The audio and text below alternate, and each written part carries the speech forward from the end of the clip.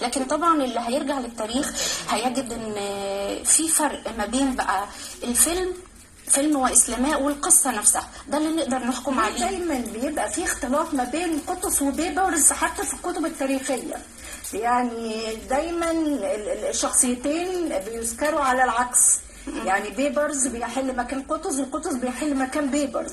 اغلب الكتب ذكرت مثل هذا، يمكن لان قطز ما فيش عنه ماده تاريخيه كبيره. هو ما قعدش في الحكم فتره كبيره غير تقريبا 6 شهور، وبعدين بدات المعركه وهو قتل اثناء عودته بعد تحالف المماليك عليه.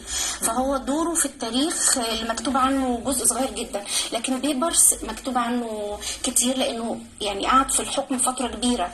أيوة. هو ده السبب في اختلاط الامر.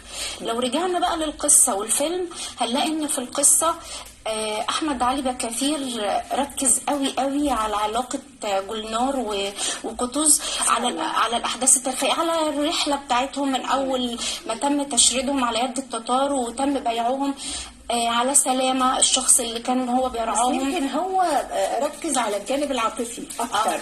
دي حقيقه. هو ركز على الجانب ده على اساس ياخدنا للتاريخ. دايما التاريخ بيبقى قراءته صعبه الا للمتخصص، فيشدك بحاجه حاجه رومانسيه تجذب المشاعر وتستمري بالظبط، عشان يخلي من الجزء التاريخي فيه عاطفه تستخدم، يعني الناس تقبل على القراءه. ايوه، ده كان الجزء بتاع احمد بكثير. كمان شخصيه سلامه في الفيلم، احنا شفنا ان في الفيلم هو اللي جمعهم، لا هو ده ما حصلش. هو سلامه قتل، هو مات، يعني هو أضرب عن الطعام ومات ودفن في نفس الجبل اللي مات فيه والد جولنار، والد جهاد. لكن ما كملش معانا زي الفيلم طلعه وهو بينده يا جهاد وسلامة. لا، الجزء اللي موجود في الفيلم ده جزء سيناريو فعلا. في الرواية يعني هو كاتب، يعني هي حتى وهي ماتت وهي بترفع ده اختلاف تاني بقى. الاختلاف التاني ان هي ماتت في الفيلم، عاشت لاخر الفيلم وهي اللي رفعت رايه النصر. لكن في الحقيقه هي قتلت. في الروايه قصدك؟ في الروايه بتاعت علي احمد بكثير ما كانش فيه. لا، هي قتلت اثناء المعركه.